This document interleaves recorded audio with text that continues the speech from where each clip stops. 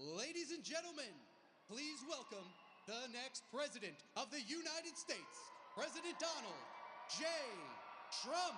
And I'm proud to be an American, where at least I know I'm free. And I won't forget the men who died, who gave that right to me. And I gladly stand up next to you and defend her still today. 'Cause there ain't no doubt I love this land. God bless the USA.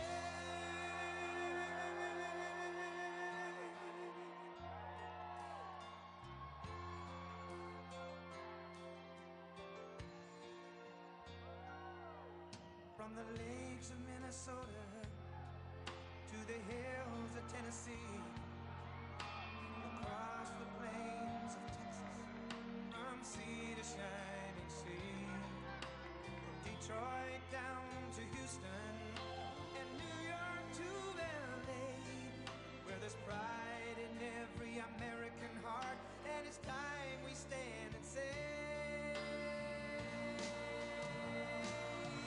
that I'm proud to be an American, where at least I know I'm free. And I won't forget the men who died, who gave that right to me. And I gladly stand up next to you and defend her still today. 'Cause there ain't no doubt I love this land.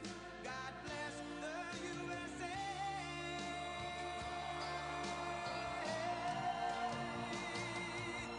And I'm proud to be an American, where at least I know I'm free. And I won't forget the men who died, who gave that right to me. And I gladly stand up next to you and defend her still today.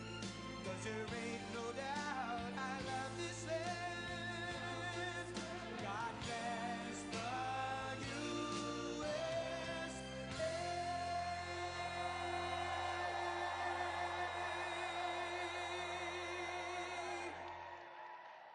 Wow, thank you very much. Thank you very much, everybody. And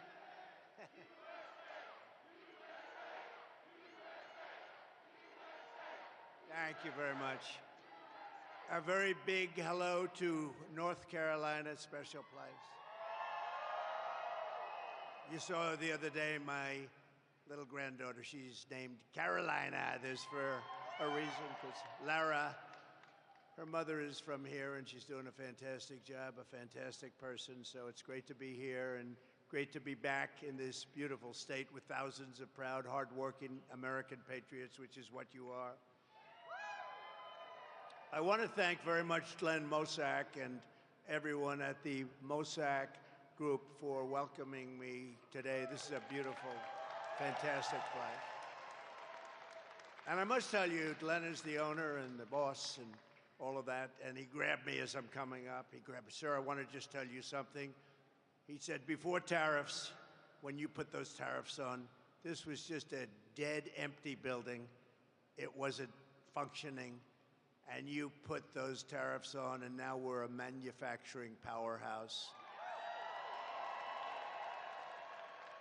He said they were only importing product. Now they're making product, and they're making a lot of it. You see a lot of it here. That's a lot of product. And I really, I know that. I've known that for a long time, and that's what we're going to be doing on a much, much larger scale. And our congressmen that are here and senators, a lot of people here. I'll just introduce a couple real fast, but I just want you to know that I couldn't have been more beautifully greeted when Glenn said that, because I've been trying to explain that to people. They don't understand it, but this was he called it an empty hulk, and now it's a thriving business. We're also joined by, thank you very much.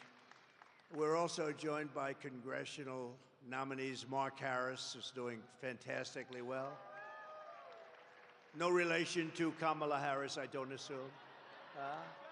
No, he's not.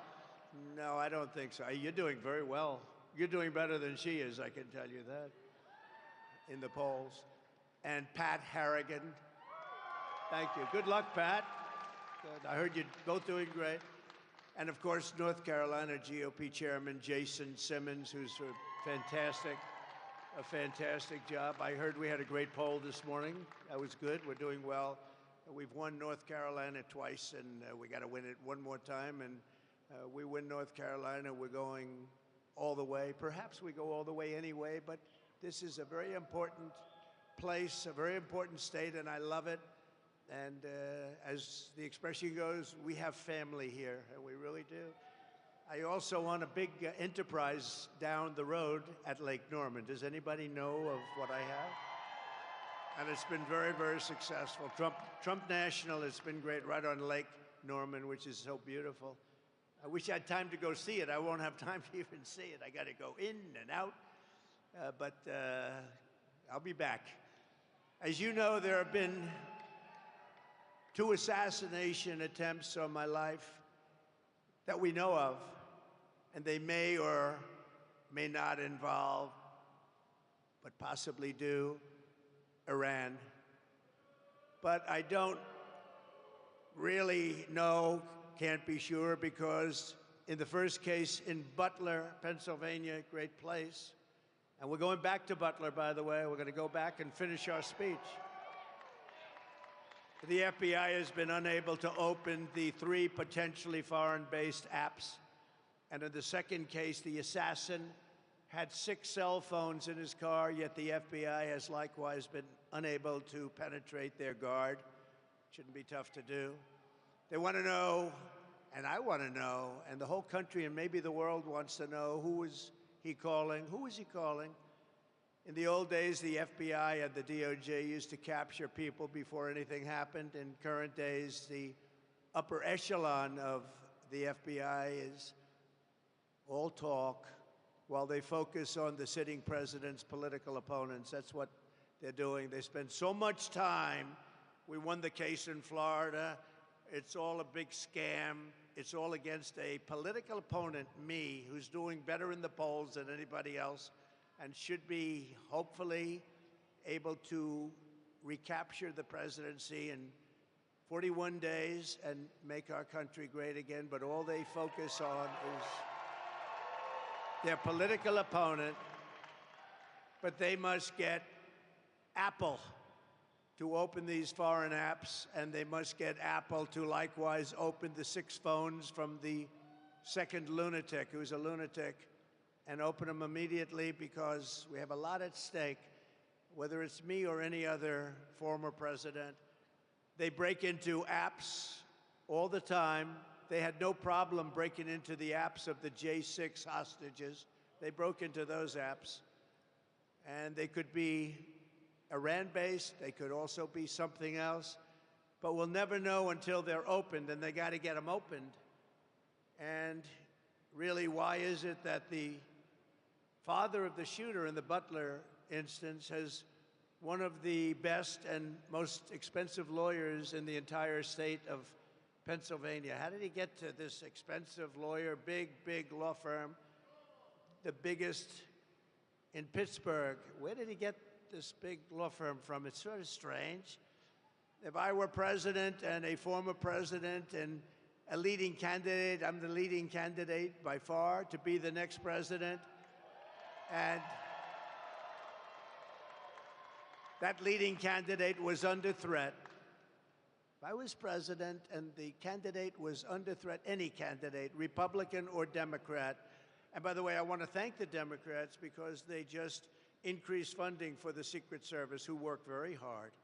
They increased funding for the Secret Service, and nobody will believe this. It was a unanimous vote. Republicans, every single Republican, every single Democrat present voted in favor. That was the first unanimous vote we've seen in a long time, and that's to increase the funding of the Secret Service. So I thank everybody in Congress. But if I were the president, I would inform the threatening country, in this case Iran, that if you do anything to harm this person, we are going to blow your largest cities and the country itself to smithereens. We're going to blow it to smithereens. You can't do that. and there would be no more threats. There would be no more threats. But right now, we don't have that leadership or the necessary people, the necessary leaders. We have two people, not one. We don't even know who our president is right now.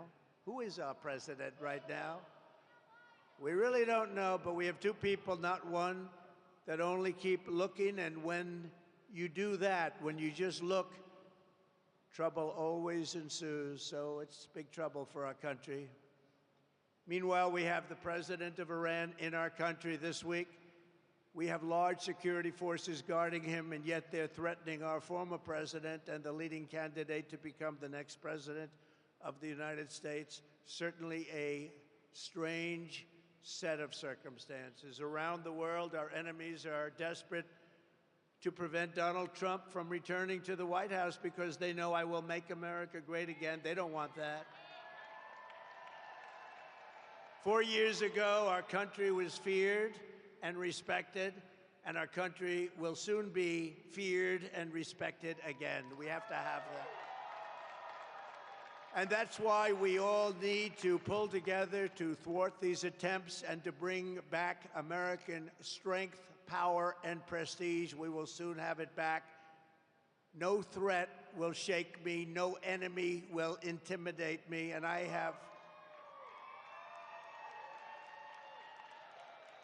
have never been more determined than I am today, and I will never back down in my fight to make America great again, which is what we're doing.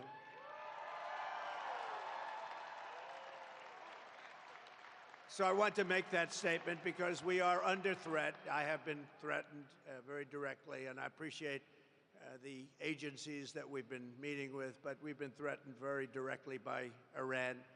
And I think you have to let them know, because the best way to do it is through the office of the president, that you do any attacks on former presidents or candidates for president, your country gets blown to smithereens, as we say. 41 days from now, we are going to win the state of North Carolina. We are going to defeat Comrade Kamala Harris, and we are going to take back our country. We're going to take it back. Yesterday, I was in Georgia, a great place, to outline my plan for an American manufacturing renaissance. That's what we're doing. We got tremendous reviews on that speech. Now today, Kamala Harris is supposedly announcing her so-called plans to support manufacturing and wealth creation. Why didn't she do it 3.5 years ago? They've done nothing. Why didn't she do everything 3.5 years ago? She's been there for almost 4 years, and she didn't do it. She didn't create wealth. She destroyed 22% of the value of every dollar in your pocket and jeopardized us in front of the remaining portions of the marketplace. And the world's reserve currency is under siege right now. A lot of people think we won't have the reserve currency. If we lose that, that's like the equivalent of losing a war. We will have it. If I'm elected president, we will have the world's reserve currency in better shape and order, and every country will follow it. And if they don't, we will put tariffs on that country, and we won't trade with that country. And they will then call us and say, we would love to have you continue to be the world's reserve currency, sir. So easy. It's so easy, but you need the right messenger. You need the right messenger. She didn't support domestic manufacturing. She killed 24,000 U.S. manufacturing jobs. In the last month alone, we lost 24,000 jobs. You know, there is a reason for the interest rate cut from the Fed. Big part of that reason is that our economy is doing really, really badly. Kamala goes to work every day in the White House. Families are suffering now. So if she has a plan, she should stop grandstanding and do it. Just do it. You have a few months left. Do it. Do it. You have plans for the border? Do it now. You know, you don't need anything at the border. All you need is the President of the United States to say, the border is closed. I didn't have anything. I had only a good thought process. I closed the border. I built hundreds of miles of wall, and I got Mexico to give us thousands of soldiers to guard our country so people didn't come in. And we had the safest border in the history of our country. I didn't need to have a document. I was president. I said to the Border Patrol, nobody better than the Border Patrol and ICE and all of the rest, law enforcement in this country, of which I have the endorsement of almost every single law enforcement group. But Kamala should have closed the border years ago, and we wouldn't have hostile takeovers of Springfield, Ohio, Aurora, Colorado, where they're actually going in with massive machine gun type equipment. They're going in with guns that are beyond even military scope, and they're taking over apartment buildings. They're taking over real estate. They're in the real estate development business. Congratulations. These are, in that case, people from Venezuela, young street gang members that were sent here by the Venezuelan government. You know, crime in Venezuela is way down. Crime all over the world is way down, except here. I was right in the debate when David Muir kept interrupting me over and over and over again. And he said to me, when I said crime is way up, it's rampant because of what's happening in our country, and he said, no, crime is not up. That's a mistake. Crime, well, the following day, the Department of Justice announced the crime figures up 44%, up much more than that in certain categories. But I haven't gotten an apology. No vice president in history has done more damage to the United States economy than Kamala Harris. She has no idea what she's talking about on economy or really on anything else. If you watched Oprah the other day and you watched those answers, you wouldn't even be thinking of her for president of the United States, because we had 4 years of that, and our country can't take 4 more years of that, I can tell you. But twice she cast the deciding votes that caused the worst inflation in maybe 100 years. She abolished our borders and flooded our country with 21 million plus illegal aliens. They came in from all over. Think of it. They came from prisons and jails. They came from mental institutions and insane asylums. They're terrorists. They're criminal street gangs. They're MS-13. We took millions of people like this into our country, and we're going to get them out, and we're going to get them out fast, I can tell you. No country can survive that. No country can survive it. But ask yourself, is anything less expensive than it was 4 years ago? Where are the missing 818,000 jobs? Remember, they said 808, they were fake jobs. And they thought they'd be caught, but they thought it was going to be after the election, not before the election. They had a leaker, thank you, Mr. Leaker. They had a leaker who leaked the fact that they falsified the numbers.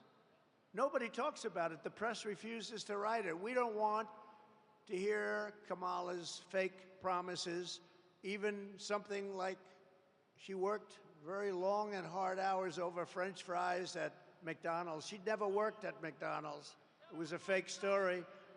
It was a fake story. The press now refuses to write it because it's so, you know, there's a very simple one. She said she worked at McDonald's and she didn't. Not highly sophisticated, not complicated. It was a lie. She never worked at McDonald's over the hot French fries. I think I'm going to a McDonald's in 2 weeks, actually, and I'm going to work the French fries because I will have worked longer and harder at McDonald's than she did if I do that even for a half an hour. So we want to hear an apology for all of the jobs and all of the lives that she's destroyed. Think of it. They created 818,000 fake jobs so that the job numbers would look better. But they got caught before the election. They were going to announce it after the election that it was a mistake. It wasn't a mistake. It was fraud. And the Attorney General should look into it, because nobody's ever had that kind of a mistake before in this country. 800, almost 1 million jobs, a mistake. But she got caught. So I just, sometimes these whistleblowers and leakers are okay with me. Kamala Harris is a one-woman economic wrecking ball. And this November, the people of North Carolina are going to tell her we've had enough. We can't take it anymore. Kamala Harris, you're fired. Get out. You're fired. You did a lousy job as vice president. Look, Joe is the worst president in the history of our country. Jimmy Carter is the happiest man because the Carter administration, by comparison, was totally brilliant. And Kamala is considered, and if you go back 7 weeks, was considered the worst vice president in the history of our country. Now she wants to be president. We can't let it happen. And she's a Marxist. We're not ready for a Marxist president, and we never will be. North Carolina was once the beating heart of American manufacturing. I know it very well. I was here many times to buy furniture for buildings. I'd come and I'd look, and there was nobody like the craftsmen of North Carolina. It was filled with companies like this one and known everywhere for its incredible craftsmanship and skill. I know from personal experience, though, that I was a big buyer. I bought a lot of things here. That there was no place for furniture in particular, like North Carolina. You were the furniture capital of the world, but now so much of that business has been stolen from you, and it's made in China and other places.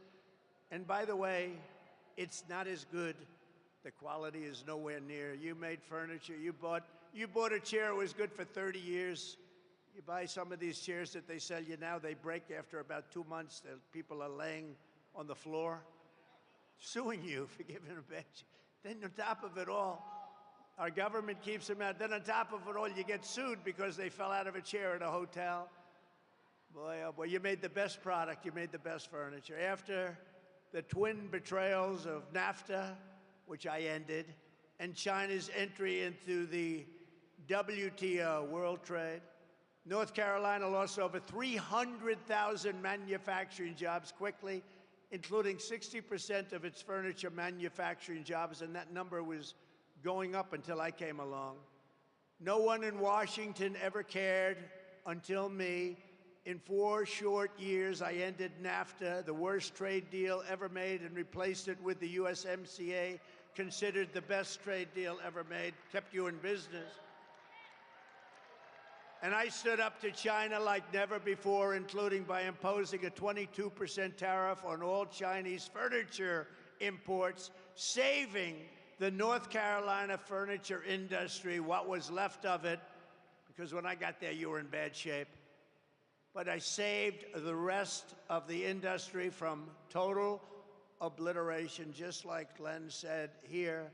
This building was an empty hoaxer until you put tariffs on, and now it's thriving, and a lot of people working here. It's a beautiful, beautiful site, beautiful place, great-looking product. Almost overnight, we reduced Chinese furniture imports by 25%. And I just want to say to North Carolina, you're welcome. Get out and vote for Trump. That's all I ask. I don't ask much. Vote for Trump, right?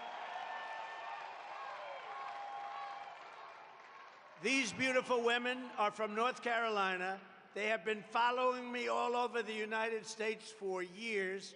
This is number 232, and this isn't a rally. This is just a gathering of business people, just letting them know how well we're doing with all of the things that we're doing and how well we're doing in the polls. We're doing very well. We're leading in North Carolina by nice numbers, I think, but the real story is now being told because you're hearing the story. But these women have followed me all over. Their husbands are great people that put up with them. They are all over. Look how beautiful they are. And they follow me to California. They follow all over the country. And now finally we're in North Carolina, so you don't have to go so far. They live about 20 minutes away. But they are unbelievable patriots, and we appreciate it. There's actually about 50 of them, and I often wonder, you know, they're happily married, they're great, great people, happily married, but boy, their husbands, I say, darling, I'm leaving for a couple of days. We're going on. He's going, you're going to watch him again? But we love you, and we appreciate it. And above all else, they're patriots. They want to see our country get better. So thank you very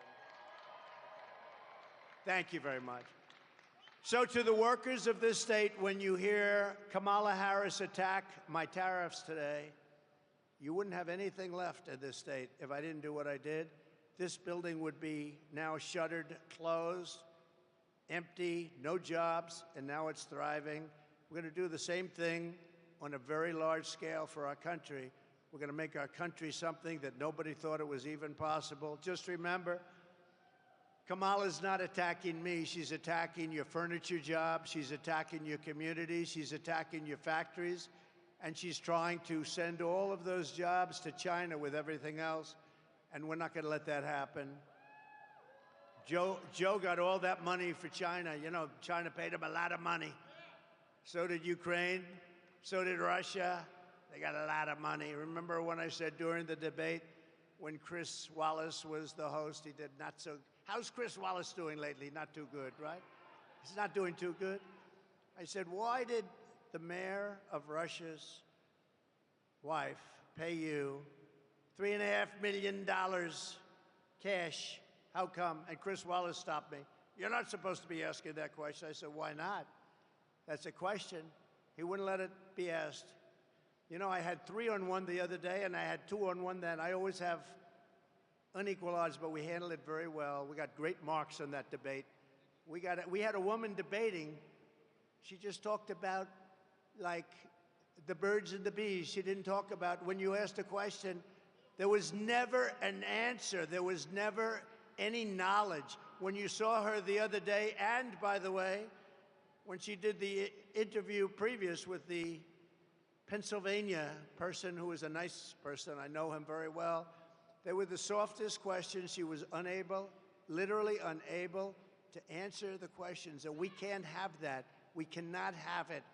We need 4 strong years. We have to bring our country back. Under my plan, American workers will no longer be worried about losing your jobs to foreign nations. Instead, foreign nations will be worried about losing their jobs to America. You've never heard that before. And you've never heard that before, I don't think.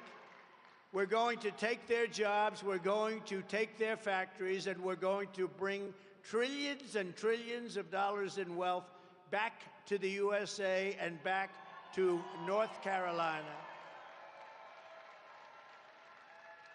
A lot of those jobs, especially those furniture jobs, they're going to be coming back. It's not overly complicated, and we're going to explain it.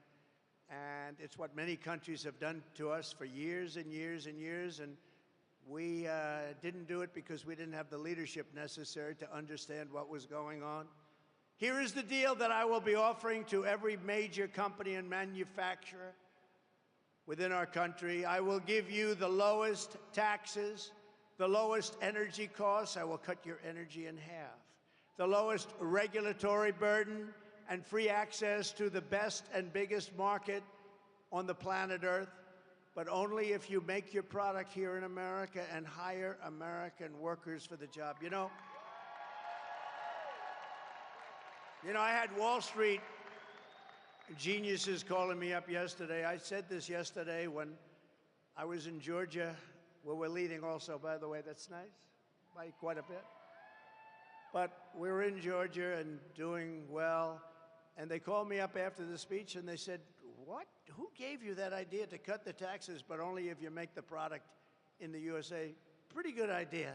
They said, who gave you that idea? I said, I did. If you don't make your product here, then you will have to pay a tariff when you send your product into the United States, and we will take in hundreds of billions of dollars into our treasury and use that money to benefit American citizens. But really what's going to happen is they're going to end up building their factory here so they don't have to pay the tariff. That's really what's going to happen, most of it. But when they don't, we're going to take in a lot of money.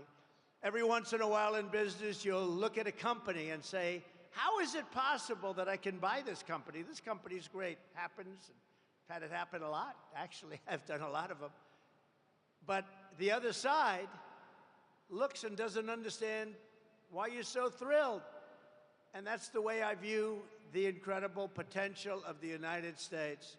This is a profit-generating machine that's been horribly run by either corrupt or very stupid politicians. And it's been allowed to be dissipated, absolutely dissipated. But it's like a company that you see it, you buy it, you change it, and you make a fortune. And oftentimes the seller of those companies will come back to me and come back to others and say, why the hell didn't I see that? Happens. I've had a lot of jobs like that. You take it and it becomes a tremendous success. And the seller would call me and say, congratulations, I never saw what you saw. You know, they talk about the paperclip. The paperclip is a very simple thing. A lot of people say, gee, why didn't I think of that? The United States of America is going to be, by far, the most successful country anywhere in the world, and that's what we're going to do. We're going to do things that nobody will believe, and it's so simple, and it's going to happen fast. We're going to do great things for the citizens of our country. We're going to make an absolute fortune for the American people. I think it's okay to say that. It's about time, because we've been given and giving away our country to foreign countries for so long. They've been ripping us off for so long. And now it's going to be the exact opposite. And we're not going to rip them off. We're just going to take back what was ours and then some. The centerpiece of my plan for a manufacturing renaissance will be a 15% made in America tax rate. You have to make it in America. So the tax rate is going down to 15% if your product is made in America, like this product is made in America. So I brought the business tax rate from 39% to 21%, the biggest decrease, biggest cut in taxes in the history of our country. And people said that that was impossible to get done, but I got it done, and I got it actually passed in Congress, so it cannot be changed easily, even though they want to change it and raise it way back up and lose all your jobs. If she gets in, they're going to want to make it 38, 40, maybe even 50%. I got it done. I got it approved in Congress, and we did more business and created more jobs during that period than at any time in our country's history. Now I'm taking it a step further. We're going to bring the 21% rate, which everyone said we could never get, down to 15%, but only if you manufacture your product here in the USA, just like you did when you were the furniture capital of the world. That's why those furniture companies, and you still have your craftsmen here, unfortunately, they're doing other jobs that they don't want to be doing. They love making furniture. I know the furniture guys. They don't want to be doing other jobs. They want to be making furniture. They're artists. Those people are going to be coming back into the furniture business. Then, next, I'm imposing tariffs on your competition from foreign countries, all these foreign countries that have ripped us off, which stole all of your businesses and all of your jobs years ago and took your businesses out, so that now they won't be able to compete with North Carolina or businesses in any other state in our once great country, soon to be greater than ever before country. All of your furniture makers are going to come back and come back bigger and stronger and better than ever before. They're mostly gone. They're all coming back. This is why people in countries want to kill me. They're not happy with me. It's a risky business. This is why they want to kill me. They only kill consequential presidents, remember that. But you're not happy with what I'm saying. When they used to say they like Barack Hussein Obama, of course they do, because he did nothing to help us. When they like Biden, who doesn't know he's alive, Of course they like him because he does nothing to bring your businesses back. He lets the world rob our country, the robber barons. He lets them rob and steal from our country, and most importantly, he lets them take our jobs. U.S.-based manufacturers will also be able to write off 100% of the cost of heavy machinery and other equipment in the fiscal year. So you got the greatest thing in the world. You're going to have protection from them coming in because we're going to put on from 50 to 200% tariffs. You're going to be protected. Your companies are going to come in. They're going to pay a low tax rate and a really low tax rate if they make their product in America, which is what we want to do because we're creating jobs like no other country would be able to create jobs. By contrast, listen to the deal that Kamala Harris is offering to companies to keep jobs in America.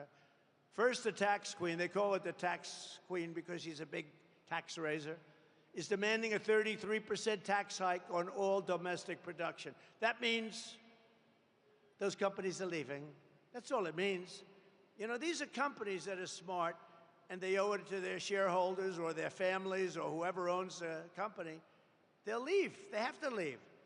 So she wants to increase their taxes. They're already leaving, and she wants to increase. That means they're gone. Do we agree, North Carolina? The ladies of North Carolina agree. That's not a tough one, though. You've had tougher questions than that. No, she wants to raise the taxes on businesses so now they can all leave. Next, she wants the largest capital gains tax in the history of our country. And then she is promising a brand new wealth confiscation tax or unrealized capital gains tax. In other words, unrealized. You know what that means? That means, you know, a lot of people are rich, but they don't have cash because they're spending it in their business and other things. That means they're going to have to sell their business in order to get cash because she's taxing you and you haven't done anything. The only one going to make a lot of money are going to be the appraisers, the accountants, and the lawyers. That will drive our country into a depression like in 1929. In addition, Kamala is shutting down power plants nationwide, causing electricity prices to soar by more than 100%. You know, your energy costs are much too high right now. And she's going to be lifting them by at least 100%. And she'll close down all fracking and all fossil fuel development. She's been saying it for years. So she had 15 different policies that she's changed. And over the years, I've been, you know, into politics, but mostly on the other side, like writing checks for politicians. Campaign contributions, extremely legal, but I've been on the other side, campaign contributions. And I've seen on occasion a politician make one change in policy, maybe two. She's made 15. She wants to confiscate your guns. She wants to do this. She wants to that. She wants, absolutely, there will be no fracking. She said it all over the place. You got to see 2018, 2019, there will be no fracking in this. Now she's saying, oh, fracking would be fine. She was in charge of the defund the police movement. You know, she's a radical left person. Her father is a Marxist professor. He teaches what his daughter is now trying to teach you. No, we don't want Marxists to be running our country because it's a short way to, we passed socialism. We never had socialism. I always said, we will not ever be a socialist country. And I was right, because they skipped socialism. They went down to communism. I was right. Got to keep myself right. No, we skipped socialism. This is unbelievable that this woman is running. She's a communist. Her views are communist. She destroyed San Francisco. The greatest city in this country 15, 20 years ago was San Francisco. She destroyed San Francisco as DA. She destroyed California as the Attorney General. She was Attorney General of California. She destroyed it. Most beautiful place on earth. Best weather, beautiful ocean, and everything. And now you look at it, look at what it's done. And Newsom, Gavin Newsom has done a terrible job. He's a terrible governor. She's destroyed it, and she'll destroy the United States of America if she becomes president. And all those things that she wanted, you know, a politician always goes back to where they came from. Defund the police. Think of it. She headed up to fund the police for years. She was one of the originators of defund the police. Anybody that wants to defund the police and is a party to that even for one day has no right to be the President of the United States. Right? Under my plan, we will cut energy and electricity prices in half, not only for businesses, but for our great young ladies from North Carolina. Your prices, they're pretty rich people, I think. I don't think it's going to matter to them, but it's going to matter to a lot. Will cutting the energy prices mean anything to you ladies? Still good, right? It's money. But we're going to cut it in half, not only for your businesses, but for everybody. Within 12 months, we will double our electricity capacity to compete with China and other countries on artificial intelligence. You know, people don't know the AI, artificial intelligence, is a big thing. Everybody wants it. China's already building massive electric plants. To be able to compete, you need more than double the electricity that you already have in this country, or you can't compete. It is an electricity-eating monster. And we're going to be able to do that, and we'll be more than able to compete.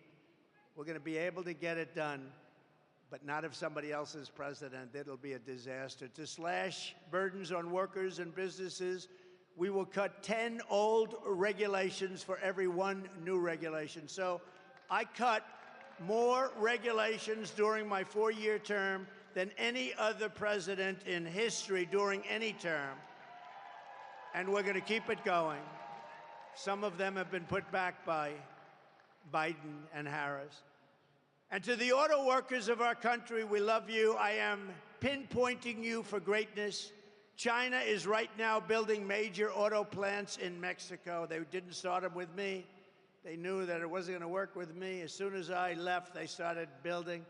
And they think they're going to sell their cars into the United States and destroy Michigan, South Carolina, North Carolina, Georgia, a lot of other places where they make autos or auto parts. And it's not going to happen. We will put a 100% tariff on every single car that they want to come across our border, and tell them only that they'll get rid of the tariff under one circumstance: if you build your plant, not in Mexico, but into the United States, and use our people as your workers. I will bring automobile manufacturing back to the highest level in the history of our country. We will be like it was 50 years ago, when there was virtually nobody else to compete with us. We're going to bring back the automobile manufacturing at a level that we haven't seen before in many, many years, maybe never. Vote Trump, and you will see a mass exodus of manufacturing from China to Pennsylvania. You haven't heard that too much. From Germany to Georgia, from South Korea to North Carolina, you're going to see a tremendous exodus the other way. You haven't seen that. We were getting ready to do it, and then a lot of bad things happened. We did much better, by the way, in the election of 2020 than we did in 2016. Just remember that. Millions and millions of votes more. More votes than any sitting president in the history of our country. But they beat us by a whisker. They beat us just by a little whisker. He beat us from the basement. As we save our economy, we will also seal the border and stop the migrant invasion into our country. It's the greatest invasion that we've ever had into our country. What they've done to our country is incredible, and what they're doing to our country. Under Border Czar Harris, millions and millions of people are pouring in right now from all over the world: prisons, jails, insane asylums, mental institutions, terrorists, all at record levels. We've never had anything like this. And you know, I feel so sorry for the towns and the cities where they are. They're causing havoc, and the mayors always want to be politically correct. one particular, I don't want to embarrass him, but one particular mayor is saying, we're looking for translators because the people speak no English. So they're looking, you shouldn't be looking for translators. You should be looking for people to take them out of our country and bring them back from where they came, because your town and city is being destroyed. The 21 million illegals she let in are now creating havoc throughout the country. Aurora, Colorado, and Springfield, Ohio are just two examples. What they're going through in those places, it's unbelievable. I mean, they're literally taking over those towns. They're taking over hundreds, those are 2 years, hundreds of towns and cities throughout our country, including the big ones. Look at New York. All of the people, what's happened to the quality of life. The quality of life is a whole different deal. Chicago, take a look at what's happening in Chicago. Look at LA. Look at what's happening in Los Angeles. They're taking over your cities, your big ones, your small ones, your towns. It's not sustainable by anybody. Yet after almost 4 years, border czar Kamala Harris has reportedly decided that for political reasons, that it's finally time for her to visit the southern border. So think of it, she was the border czar for almost 4 years. She's never been there. She went to one little area, but I'd like to go there too with our great First Lady and have a nice lunch. This was not the border that she should be looking at. I can tell you the real border because I've been there many times. She finally went after almost 4 years, and the reason is because her polls are crashing. She's not doing well because I don't believe the people of this country are stupid. I think they're very smart, and you're not going to let her ruin this country like she did San Francisco or Los Angeles. She ruined the entire state of California. She's trying to con the public, but remember, she is the one who terminated Remain in Mexico. I had a policy. It was not easy to get with the president of Mexico, who I got along with great, but he is a smart man, and he took advantage of our country.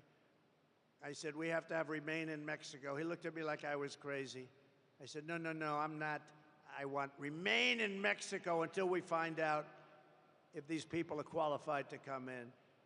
And they stayed in Tijuana. They stayed all over Mexico, hundreds of thousands of people. And we took them in very, very slowly. I don't know if they can put up my world's favorite chart. I don't know. We're in a factory right now. We don't have billboards, I don't think. But the greatest chart, I love that chart because that chart saved my life. It was a chart on immigration. There was a chart on immigration, blue, gold, and red. I love it very much. If I didn't have that chart, I probably wouldn't be speaking to you right now. But it shows basically that we had the best and lowest immigration numbers, and that included drugs and human trafficking, a lot of other things that we've ever had in the history of our country.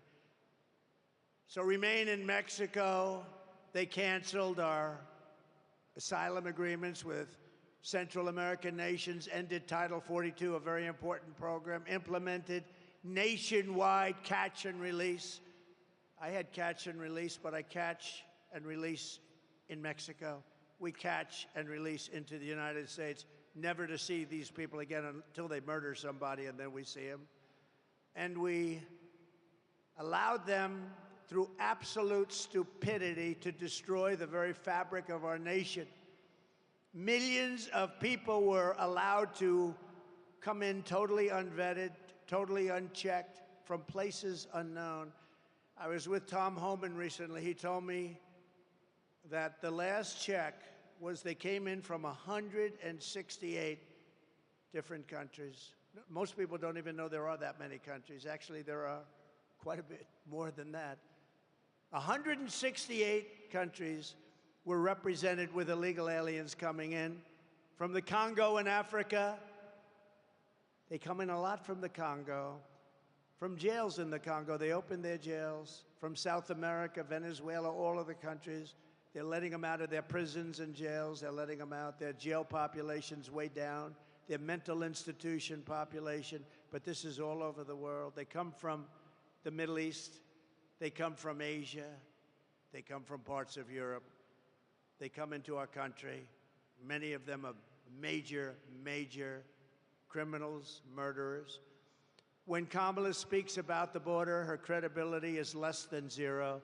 I hope you're going to remember that on Friday. When she tells you about the border, ask her just one simple question. Why didn't you do it 4 years ago? Why didn't you do it 4 years ago? They've got very little time left, thank God. Very little time left. Why? That's all you have to do. I give this to the fake news media because they don't cover it properly. They don't even talk about the border.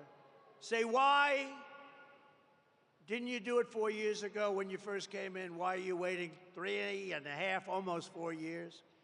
Kamala's migrant invasion has particularly devastated the black community and the Hispanic community, including all of the people, the jobs, what they've done. The jobs are going to illegal migrants that came into our country illegally. Our black population all over the country, our Hispanic population are losing their jobs. They're citizens of America. They're losing their jobs. Most of the jobs that were created in our country, and all of the jobs, almost all, were bounce back. They came from me. Bounce back. Every pandemic has a big bounce back at the end of a pandemic, and we had a very quick bounce back, and we did a great job on the pandemic. Never got the credit I got for the military. We rebuilt it. We beat ISIS very quickly, very rapidly. They said it was going to take 5 years to beat ISIS. ISIS was defeated in 4 weeks. Our military is great. And outside of some of the people on the top, I know every one of them, outside of those people, our military is not woke. You could put some of these people into a room and scream at them for 2 years, and they'd walk out of that room. They wouldn't be woke. We have a great military, and they proved that with the defeat of ISIS. So last month, American-born workers lost 1.3 million jobs. This is last month. And of the 1.3 million jobs, migrants, illegal people that came in illegally into our country, got 635,000 jobs. They got more jobs than anybody else. The black population and the Hispanic population is being devastated by Biden and Kamala Harris, by these millions of people that are coming into our country. And unions will be next. You watch. The unions are going to be devastated by this. And I've been right about everything. You know, they have a hat. Trump was right about everything. I actually was right about everything, right? In the Republican Party, which has become the party of common sense, we believe that American jobs should go to American citizens, not illegal aliens. We believe that strongly.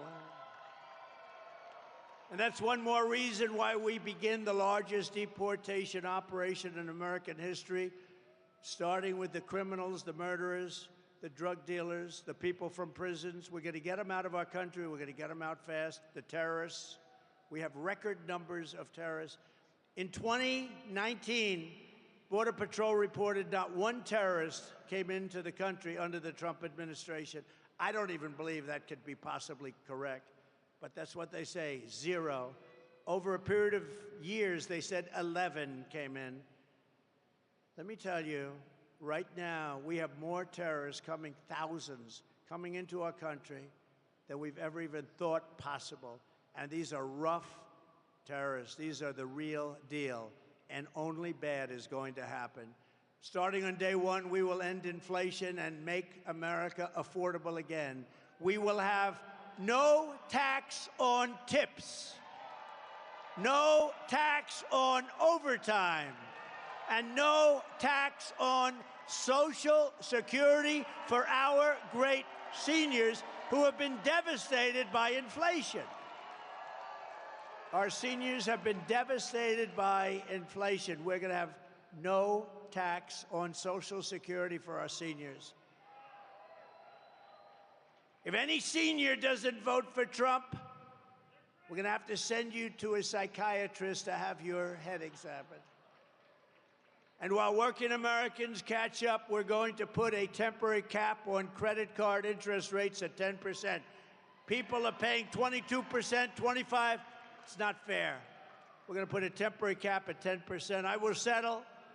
The war in Ukraine, oh, what a problem, what a horrible. This is a war that would have never happened.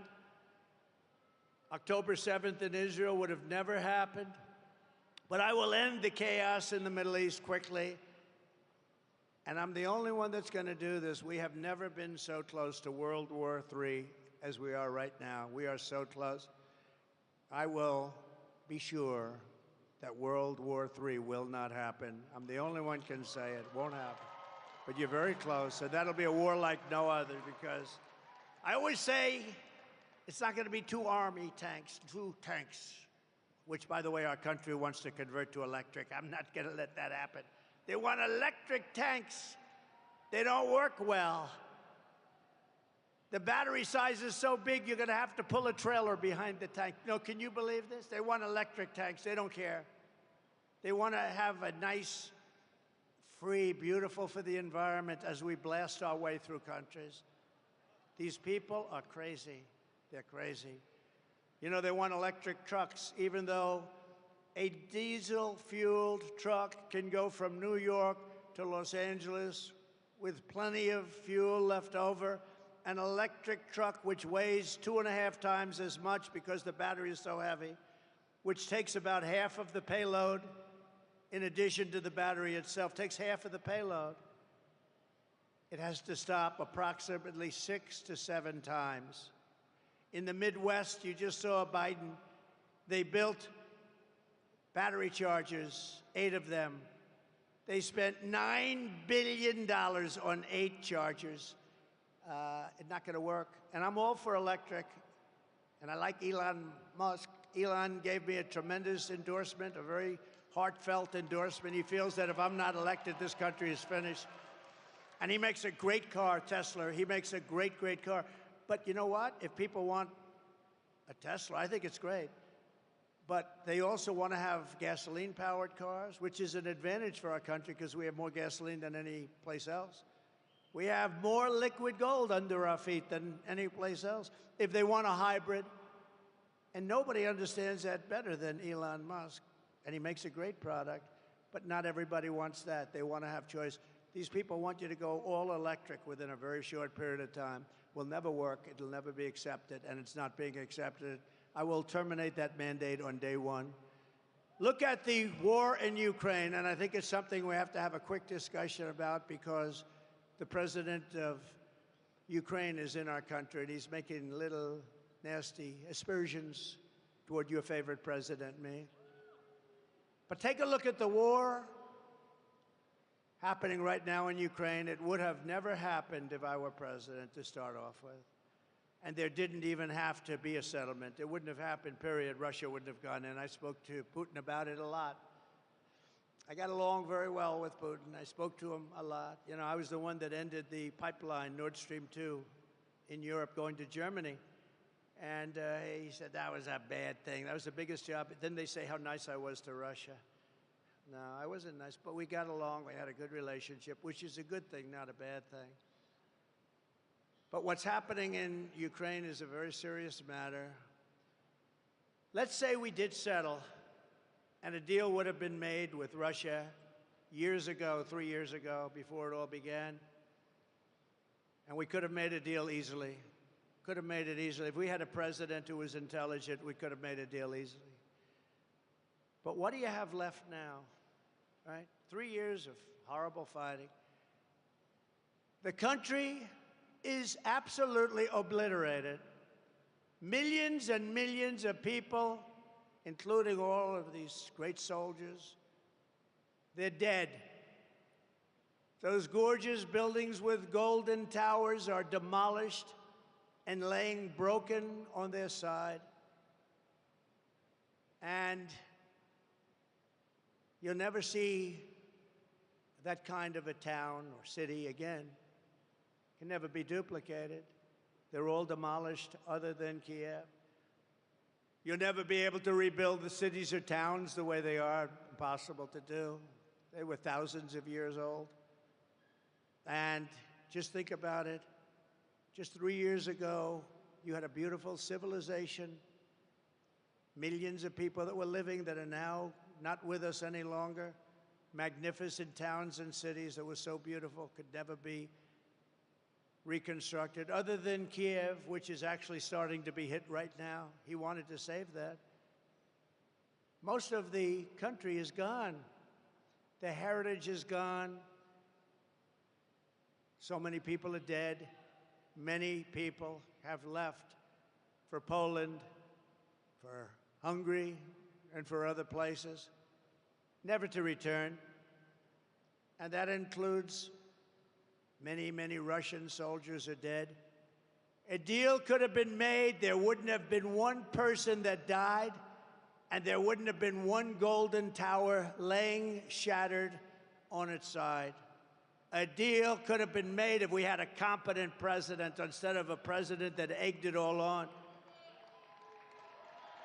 And Biden and Kamala allowed this to happen by feeding Zelensky money and munitions like no country has ever seen before. Every time he came to our country, he'd walk away with $60 billion. He's probably the greatest salesman on earth. But now, Ukraine is running out of soldiers. They're using young children and old men because their soldiers are dying and other things are happening to them that we won't even discuss. So many are badly injured. And what do you have? What deal can we make? What deal can we make? It's demolished. The people are dead. The country is in rubble. And who are these people that allowed this to happen? Who are these people? I said, don't let it happen. This never happened in my 4 years. I told President Putin, you're not going to do it. He would never have done it. They started to form after I left. And I actually thought they were forming as a negotiating tactic for Putin. I thought it was a negotiation. But through a lot of bad statements and stupid statements, he went in, and he's no angel.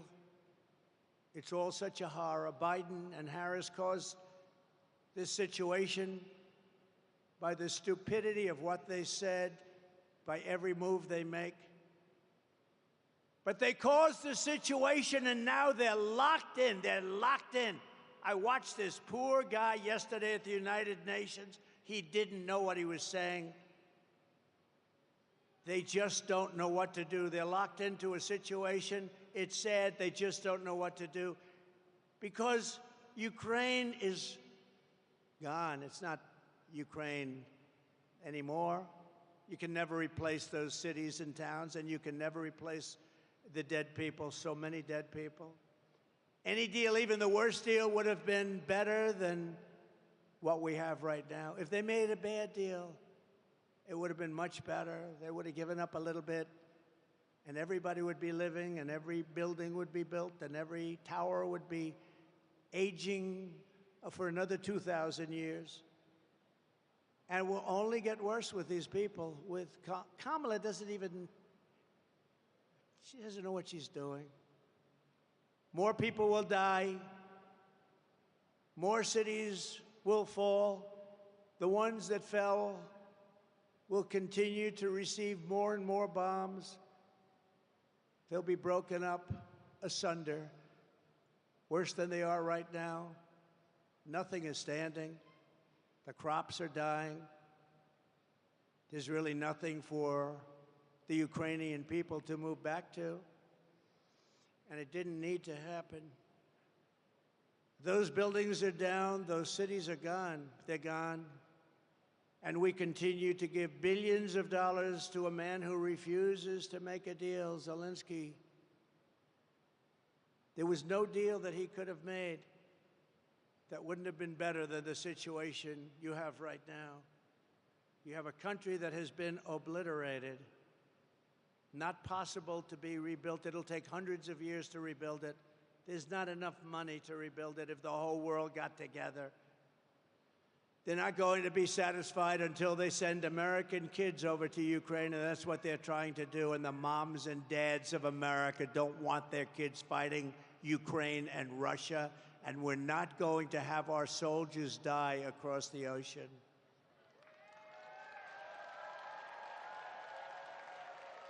I will restore, as I did for 4 years, the only president in 81 years, they say, no wars. Hillary Clinton said, look at him, look at him. He'll immediately start wars. No. Then she said, look at his rhetoric. He's going to start wars. I said, no, my rhetoric is going to keep us out of wars. And that's what happened. I kept you out of wars. My rhetoric kept you out of wars. I stopped wars from happening. If it were somebody else, they would have gotten 5 Nobel Prizes. I never even got a mention, and I wouldn't, because I happen to be a different kind of a person, and the fake news treats me much differently than they treat other people. Obama got a Nobel Peace Prize, and he didn't even do it. He said, why did I get it? He had no idea. It was immediate as soon as he walked into office, practically. He didn't do anything. What I've done is incredible. The Abraham Accords alone, incredible. But they haven't done anything with it. We would have had every country just about in the Middle East signed into the Abraham Accords, but the Abraham Accords brought peace. We would have had total peace in the Middle East. But I don't care about that with the Nobel Prize. I had so many people, you should get the Nobel Prize. I said, don't worry about it. They don't get the Nobel Prize to certain people. But these are the people that get things done. These are the people that understand strength and they understand peace, because we will restore peace through strength. We will rebuild our cities, including Washington, D.C., making them safe, clean, and beautiful again. We will keep the U.S. dollar as the world's reserve currency. This is how we will end the era of inflation, mayhem, and misery under Kamala and Crooked Joe, and unleash safety, prosperity, and peace for Americans of every race, religion, color, and creed. We're going to do things for our people that haven't been done for a very long time. And we started 4 years ago. We were doing things that nobody ever believed, jobs. And we had the greatest economy in the history of our country 4 years ago, 7 years ago, 6 years ago, and 5 years ago. Together, we will deliver low taxes, low regulations, low energy costs, low interest rates, low inflation, so that everyone can afford groceries, a car, and a home, the American dream. We will stop the invasion and end migrant crime, support our great police, strengthen our military, build a missile defense shield over our country, keep critical race theory and transgender insanity the hell out of our schools, and we will keep men out of women's sports. We will defend the Second Amendment, restore free speech, and we will secure once and for all our elections. Our elections are under siege. Everyone will prosper, every family will thrive, and every day will be filled with opportunity and with hope. But for that to happen, we must defeat Kamala Harris, and we must stop her country-destroying liberal agenda once and for all. It has to end. We have to bring our country and take our country back. So get everyone you know and vote. We want a landslide that's too big to rig. Very simple. Too big to rig. On November 5th, we will save our economy. We will save our country. It will go down as the most important day in the history of our country. We will rescue our middle class. We will reclaim our sovereignty and restore our borders. We will put America first all the time, and we will take our country back. North Carolina, get out to vote. Thank you. God bless you. And God bless America. Thank you very much, everybody. Thank you.